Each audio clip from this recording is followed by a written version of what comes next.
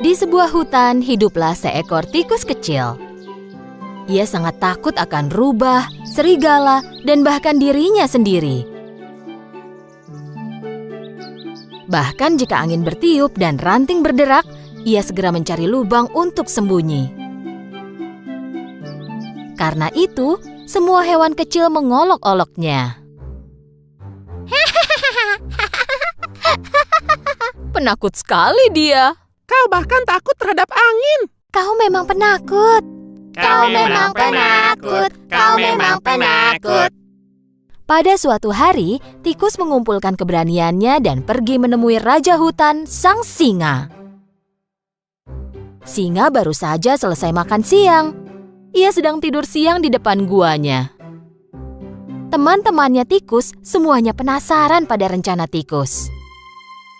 Tikus mulai memanjat ekor singa. Ia naik ke atas punggung singa.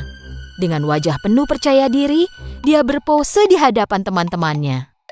Meskipun sangat takut, ia melakukan semua rencananya sehingga ketakutannya tidak terlihat. Tepat pada saat itu, singa bangun. Dan singa mengguncangkan bulunya, tikus pun terjatuh. Tikus dan singa saling berpandang-pandangan. Semua hewan yang melihat itu menjadi khawatir.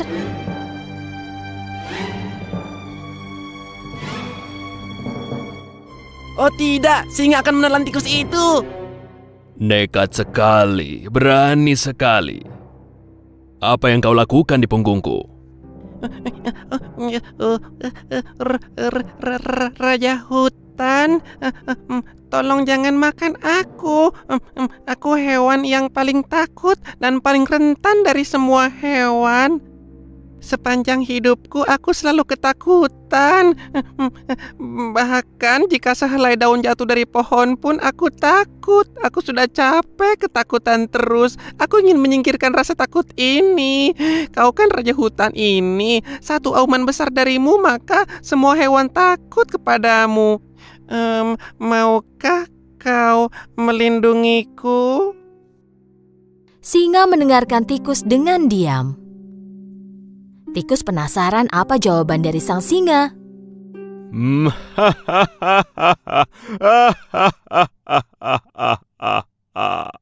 Dan kenapa aku harus menolongmu? Beri aku satu alasan bagus kenapa aku tidak boleh memakanmu. Bantuanmu akan kubalas, aku janji. Mungkin satu hari nanti aku akan membantumu. Begitu tikus selesai menyampaikan permohonannya, singa mengaum dengan sangat keras. Bagaimana tikus kecil sepertimu akan bisa membantuku? Tapi karena melihat tikus kecil itu gemetar, singa memutuskan untuk tidak memakannya. Untunglah aku sudah kenyang. Sekarang pergilah dari hadapanku. Tikus pun lari dan menjauh dari sana. Melihat kejadian itu dari kejauhan, teman-teman tikus ikut terkejut. Beberapa waktu telah berlalu, singa merasa lapar dan mulai berjalan menjelajahi hutan. Tetapi ia tidak memperhatikan jebakan pemburu dan ia tertangkap. Ia tergantung di udara dalam sebuah jaring besar. Ia mencoba membebaskan diri dari jaring itu, tetapi tidak bisa. Ia adalah raja hutan, jadi jika berteriak minta tolong, ia akan dipermalukan. Dan seluruh pemburu akan mendengarnya, lalu akan cepat-cepat menangkapnya. Tak punya pilihan, singa mulai menunggu. Sementara itu, hewan lain yang tinggal di hutan memperhatikan sang singa. Tapi tak seorang pun yang berani mendekatinya. Ketika lewat, tikus kecil melihat singa dan memutuskan untuk menolongnya. Tikus langsung pergi ke samping singa. Tikus mulai memanjat ekor singa yang panjang dan saat mencapai jaring, ia mulai menggigit jaring itu.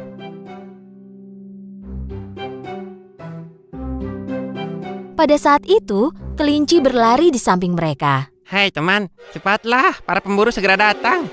Hewan-hewan lain yang berkumpul tiba-tiba mulai berlari ketika mendengar kata pemburu. Tapi tikus terus menggigiti jaring dengan tekun. Akhirnya, jaring itu robek dan singa jatuh lalu terbebas. Ayo, lompatlah ke punggungku, kita pergi dari sini. Tikus melompat ke punggung singa dan mereka melarikan diri. Singa yang terengah-engah tiba di depan guanya. Dia berlutut dan tikus pun melompat turun. Saat kau bilang kalau suatu hari kau mungkin bisa membantuku, aku menganggap remeh dirimu.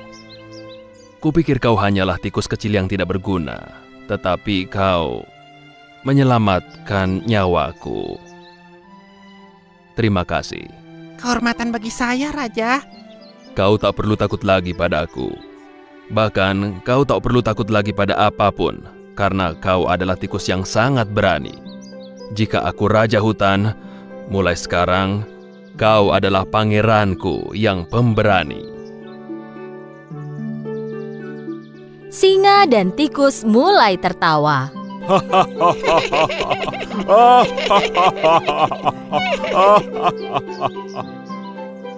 Semua hewan yang menyaksikan kejadian itu dari jauh mulai keluar dan bertepuk tangan untuk tikus pemberani itu. Singa dan tikus menjadi sahabat, dan hutan kini damai selamanya.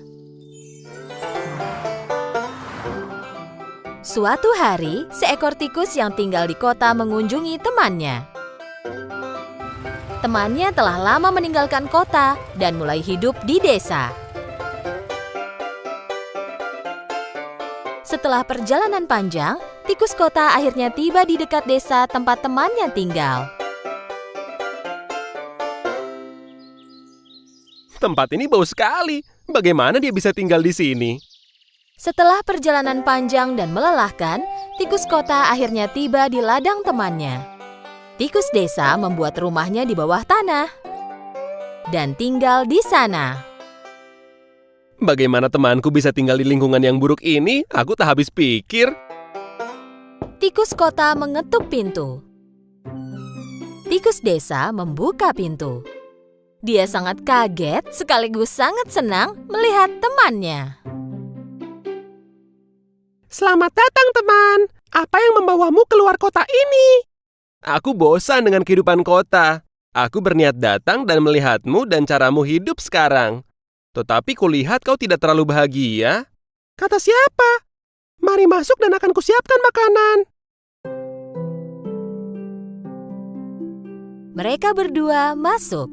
Tikus kota kagum melihat bagian dalam rumah temannya karena tikus desa tinggal di lubang kecil, gelap, dan sedikit udara. Rumahmu gelap dan kecil sekali. Bagaimana kau bisa tinggal di sini? Tikus desa telah menyiapkan sesuatu untuk dimakan temannya. Di atas meja ada sepotong keju, selada, wortel, dan tongkol jagung. Ayo, teman. Makanlah makanan ini. Tikus kota melihat semua sajian yang ada di meja dan berkata, Kau sebut ini pesta? Di tempat kita yang dulu, tikus tak akan berpaling dan berpikir dua kali pada jenis makanan ini. Kita punya kue, pastry, berbagai jenis kue dan daging. Kau bisa temukan apapun yang kau inginkan di kota. Setelah tikus kota menghabiskan makanannya, mereka mulai berjalan mengelilingi desa tempat tinggal tikus desa. Tikus kota tidak suka tempat tinggalnya tikus desa. Jenis tempat ini bukanlah tempat yang kusukai. Ini sangat kotor dan membosankan. Kau harus mengunjungi tempat tinggalku suatu hari nanti. Aku akan membawamu berkeliling kota. Aku yakin kau tak akan kembali lagi ke sini. Pagi berikutnya, kedua teman itu berpamitan. Tak lama setelah mereka berpisah, tikus desa memutuskan untuk mengunjungi temannya di kota. Dan dia pun memulai perjalanannya. Setelah perjalanan panjang, dia tiba di kota. Tikus desa tiba di rumah temannya sesuai petunjuk dari temannya itu. Tikus kota tinggal di sebuah apartemen. Tikus desa kaget saat melihat tempat tinggal temannya. Rumah besar ini milikmu? Tidak juga. Aku berbagi rumah ini dengan pemilik rumah. Aku sangat lapar. Tunjukkan kepadaku pesta makanan yang kau bicarakan. Tikus kota memasuki dapur, membuka pintu kulkas, lalu mengambil keju, daging, dan berbagai jenis sayur dan buah.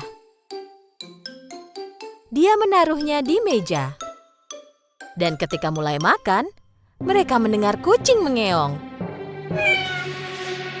Tikus kota melompat sambil berkata, Oh tidak, kucing rumah ini mendengar kita berbicara. Kita harus sembunyi. Ikuti aku. kedua tikus memasuki sebuah lubang di dinding dan melarikan diri. Sambil terengah-engah, tikus desa bertanya, Kau tinggal di rumah yang sama dengan seekor kucing. Bukankah itu berbahaya? Memang, tetapi inilah harga yang harus kubayar jika ingin hidup dalam kemewahan dan kekayaan.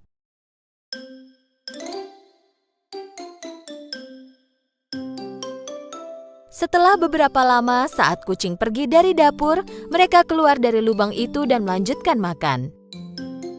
Tak lama kemudian, mereka mendengar pintu depan terbuka dan tikus kota panik. Ayo, cepat dan larilah.